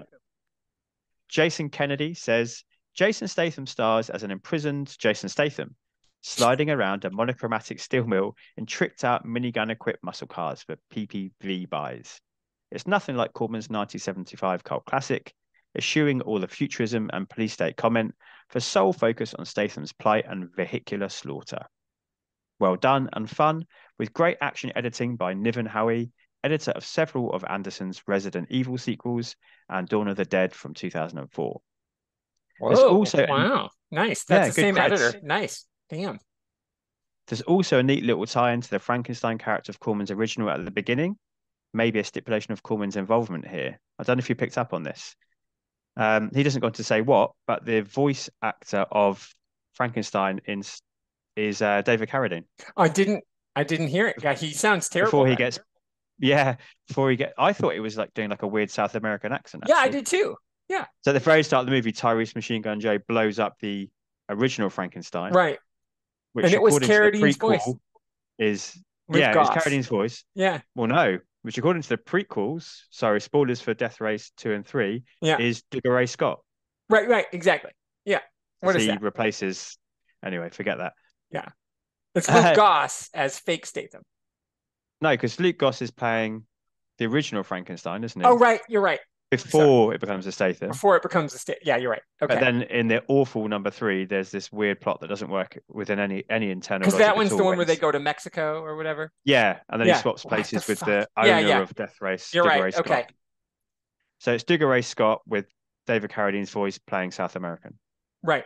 So I didn't recognize that was his voice because it doesn't sound like him at all. Yeah. Jason finishes off by saying, either watch this version as a decent DTV hang on.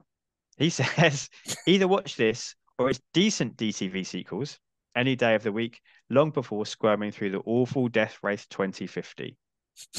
Did you write this? Are you this, Jason? I am not. Yeah. Rob Hill says, a little dumber than average, certainly derivative, and perhaps a little overlong. But Statham is exactly who you want here. And Tyrese is fully qualified for what they ask him to do. But the best parts are having actual thespians like Ian McShane and Joan Allen collecting paychecks.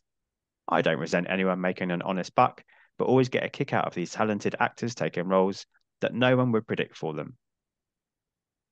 Listen, Joan Allen, there's a Joan Allen movie. It's called Yes. The entire film is in iambic pentameter. Oh, wow. It is unbelievable. It's like rhyming couplet iambic pentameter. The whole play. The whole movie is spectacular, and she is fucking flawless in it. I love that movie. And then she's in this. Yeah, it's thespian is the right thing to say. It's because but she's having that. I do not begrudge people who want to do this. Like, I've not watched the Fast movies, but like, fucking Dame Helen Mirren's in them, right? Yeah, absolutely. You go. Yeah. I mean, she's badass in Red, right? I loved her in that, but like. So it makes sense. Like Charlize Theron. I mean, you find Oscar winner showing up in these. Wasn't Kurt Russell in one? Kurt Russell's in it, yeah. Yeah, couple, so it's like there's nothing wrong with having a blast. No, absolutely not. Yeah, I agree. I'm all for it. Yeah. Don't let Wentworth Miller have all the fun. You know, like showing up and being smarmy. You know what I mean? Like show up and have a good time. He could have. There's some roles. He would have been a great Machine Gun Joe. He would have been a Machine Gun Joe. He actually would have been better than Goss at playing an earlier Frankenstein. You're right, because he would have definitely known. He would have understood. He wouldn't have taken his so seriously. No, he would have been better actually. Yeah. Anyway, sorry. Okay. No. I'm not going to read all of this one. It's long, but Dave Jackson has some interesting points. He says, pure trash, pure stupidity, pure entertainment. This is how to successfully remake a film. Make an entirely new film. Paul Anderson, I should stipulate, Paul W.S. Anderson. We've always got to be careful there. Not Paul Thomas Anderson. Not PTA. Yeah. No. He mostly ignores Paul Bartel's awesome original, taking only a few character names and the general violent, wacky, racist vibe. And instead, he creates something that's actually closer to The Running Man and its mockery of reality television and modern viewing habits. He says, Anderson opts for practical effects, which elevates the action, although the film is let down somewhat by its shaky cam and desaturated color palette. Jason Statham was made for nonsense like this, and Joan Allen looks to be having a cracking good time munching down the scenery. I love that this film takes itself seriously when it should, yet it also knows how absurd and brain dead it is in its key moments. Just what we said. Yeah. Absolutely, yeah. It's always good to pick people that back up your views. But we didn't know that you didn't. I mean, I guess you pre-planned that, but yeah, I mean, I agree. That person is right. Gold star. What did that person give it? He gave it 4 stars, which is what I would give this to. That's what you gave it to, yeah. Yeah. Probably an unfamiliar name, but from a familiar guy. This is MJH 1973 on Letterboxd. Okay. Which is John Hammond. Oh, nice, John. Yeah. Let's hear it, buddy. He says, for some reason, I've never seen this before. It was well worth the wait. What a cracker. Oh, John, you're a delight. Love that guy. And last but not least, Lou Shoemaker. Death Race was disappointing when I saw it in theaters, and it was even more disappointing once I finally saw Death Race 2000. Uh-oh. The single thing that has always bugged me the most about this movie is how limited its scope is. Where 2000 featured a cross-country race and plenty of gore, Death Race takes place on a closed track, has way too much exposition and not enough action. Statham makes the movie half watchable, but he's never given a chance to do anything particularly badass in the movie, except for one scene. About halfway through the movie, he stops his car in the middle of a race, gets out, walks over to his nemesis, looks right in a security camera and snaps the guy's neck. It's a brutal moment in the middle of an otherwise uninteresting and samey action scene. We disagree. That's okay. Yeah, we do disagree heavily. I have tried to reach out to Lou actually, but I don't know how much he uses Twitter anymore. So I'll see if there's any other. That would be amazing. I hope you make it happen. Yeah. Even if it's just like a wrap up, even when you get to the end, because it's. I mean, like we do in our season's greetings. Absolutely. Yeah. Oh, that would be amazing. I hope so. We'll put that out in the universe. Yeah. We'll see. Yeah. Listen. I think this is a much. What are the 3 categories? The number 1. Yeah, it's the best. We're there. So it's not completist only. No. It's not worth catching. It's a classic. It's a classic. It's a fucking stone cold classic. I love this movie. Listen, if you are unsure, I mean, sure, it is totally worth catching. It is for completists. We should see it, but it is a fucking classic. It is him, peak of his powers, peak shape. Mm-hmm. He's playing superheroes all the time while choosing not to make superhero films, right? Yeah. This is that. I mean, Frankenstein, the version Jensen Ames, like Frankenstein, the mythology of Frankenstein carries through all of the movies, right? The Frankenstein, you can even argue in the original Frankenstein in the 2000, that is still just a character. Oh, yeah, 100%. That Carradine is playing, right? And so it's this argument. And then as we learn in the other ones and when you wait till you watch that 4th one. So dumb. Who Frankenstein is in that one.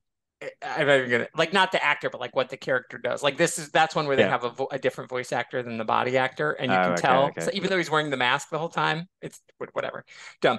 The point is, there's this mythology there, and so it is a superhero kind of thing. But he is in superhero shape here, and it's almost like he made this film to be like, I'm not going to be in your superhero movie. You know what I mean? Like, because he's one of the few guys you could put in the superhero movie, and he doesn't need. He could wear Chris Reeves' suit. Yes. Yeah. Right. You know what I mean? Like, and again, that's Chris Reeve, the greatest Superman of all time ever, forever. Amen. Because Superman doesn't need to be all jacked up. He's Superman. He doesn't need the muscles. He's just a dude. You know, he's the dude. He's got superpowers. Whereas like just Statham, if you would, he couldn't do the accent. Like Christian Bale, his Welsh accent disappears, obviously. Even when he's Bruce Wayne, you know, it totally goes away when he plays Patrick Bateman. And I think he plays Bruce Wayne. What, you mean I'm Superman? Don't work for you. No, it does not. Or Batman. No, that doesn't work either. I'm from Smallville, Kansas. But he looks amazing in this. So to me, this is like peak Stath. If you want to say, what is Stath? What can he do? This. He does the action. And no, Grant, he doesn't do the martial arts. So that is the problem, is that that is missing here, but it's so fucking good. I love it so much. And I do think the one person who said something about the commentary that's missing from the first one, I disagree. It's just a different commentary, like I said off the top. This is a commentary about the private prison system and the making money off the back of prisoners like we do in this country. There's a movie Ethan Hawke did, you know, my spirit animal. If I did this show, it would have been Ethan Hawke first.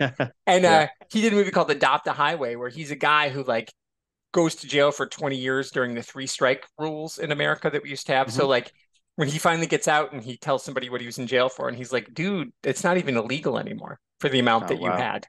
But he had to do his full 20 years because that was like, so we do that. We make prisons. So there is something going on here. So I just think it's just spectacular. Where do you rate it? I think probably for most people, this is worth catching. I think most people would probably argue that. I think in terms of, his filmography, and I think we've talked about a lot, him owning who he is as an actor and his place in his arc of his career. I think this is a classic performance from him, definitely, Classic performance in a worth catching film. Yeah. Oh, I get it. It's fair. So it's a 2.5. Yeah. I just keep cheating this system. That's your system. Why bother even having it? Because it's fun. It's a fun question to ask. And I always jump it. Every time I'm on, I jump it because I'm so excited to say my answer. And then I forget. My brain short circuits. I can't remember what the categories are because I was so excited. Thank you for letting me do this. Thank you. Thank you. I'll send you the story, and you can put the link out in the show notes. It's on the Internet Archive. Just so everybody knows, Internet Archive is a free library, but you will have to sign up to get it. It's not a spammy thing. It's like truly a library. So the library cards are free, but you have to actually check it out. So you have to sign in to read the whole book. It's like the book is definitely worth catching. The original story from The Thing is in there. Oh, amazing. Okay. Yeah, it's awesome. So but anyway, I'll send you that and then you can put it in and everybody can read the original story. It's interesting is all I'll say. Great. And everyone should watch the original Corman 2000 as well, 100%. Yeah. And then probably stop there. These two. Yeah, 100%. Yeah. You're still going to watch part 4 though. I'm still going to watch part 4 because you hate yourself. My brain tells me I have to. Yeah. You'll get to see Danny Glover. That's probably the right answer. Yeah. And it's one of those things where you're like, Danny Glover's teeth are the most perfect teeth in all of Hollywood. And it's like, especially like you're playing a grizzled old prisoner. Like, could you just put some caps on, do something to make it not look like he's Danny Glover still? Does Danny Glover smile and laugh in Death Race? Yes. Beyond Anarchy. Then that's enough reason. That man is that lighting up of his face when he smiles is pure magic. It's like all this belief in like crystals and like healing powers. Forget all that shit. Just put on a clip of Danny Glover smiling and then laughing from one of the Lethal Weapon movies or whatever it might be. Man, that is healing. It is. It's amazing because he's on screen mostly with lists. Okay. All right. Yeah. That works. Yeah. And then Danny Trejo comes back, but he's literally phoning it in. He's in Mexico the whole time. He's not on screen with any of them. Yeah. But he and Lists have a phone call because, Oh yeah. Like the 355. Yes. Well, yeah. I mean, not quite that bad. Where it's a body double. He's literally I'm here in a scene with you. Yeah, no, he's not in the scene. Why is the lighting different? Why are you a different person? Part of the room? Yeah. Why do your eye lines not match? Not that. It's literally he's somewhere else. Okay. Playing his version of Machete like he plays in the sequels to this. Yeah. He's fucking always Danny Trejo. He is always. And they've done movies together. Danny Glover and Danny Trejo have like a whole series of straight to DVD movies that are atrocious but worth watching. Because and I think Danny Trejo and Danny Glover. I was going to say, we need to get the Dans to do a Danny off. If you're listening, Paul. Yeah, because they did it. Next. They did the Dan.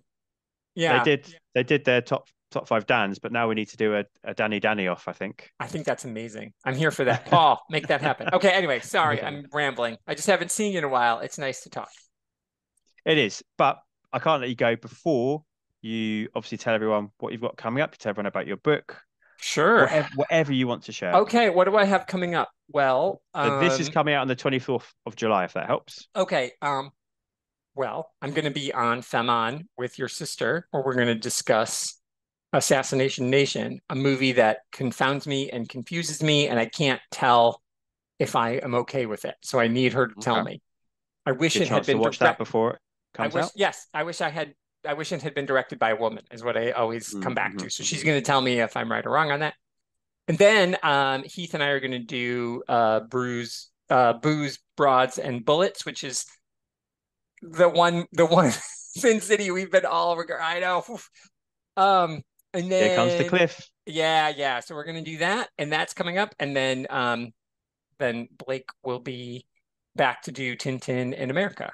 So that should be fun. I'm keen on that one. That'll be a good time. We've been chomping at the bit at that one. I mean, I do believe it's just as racist and bad as Tintin goes to in the Congo. So we'll see. We'll see about that. And so we're going to do that. And then my book, you can go to my website, is A.R. Farina, and my book is out, Welcome to Mansfield. It's nothing like this. Although one of the characters does love bad, trashy action films, and she does make an appearance. So they do mention Rocky multiple times. Stallone is definitely brought up in Welcome to Mansfield. So yeah, that's where you can get on me. Fantastic, mate. Thank you very much. Of course. And thank you everyone else for listening and partaking in this journey with me through the Stath's filmography. That was, of course, Death Race. And then next up in a fortnight is the mentioned Transporter 3 with the ever-amazing Spider Dam, followed by Crank High Voltage with the erroneously named Super Dummy Paul for anyone that wants to watch along.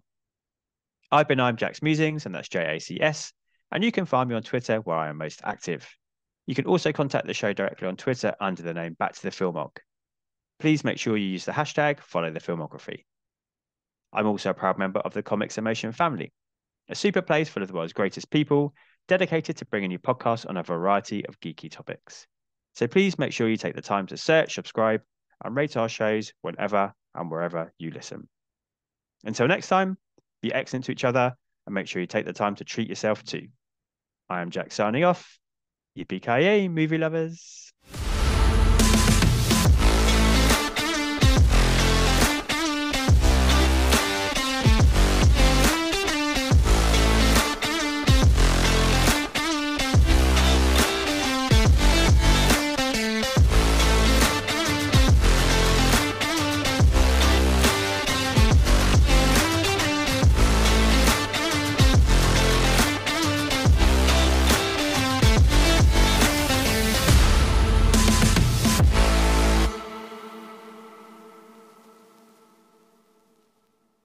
Cut.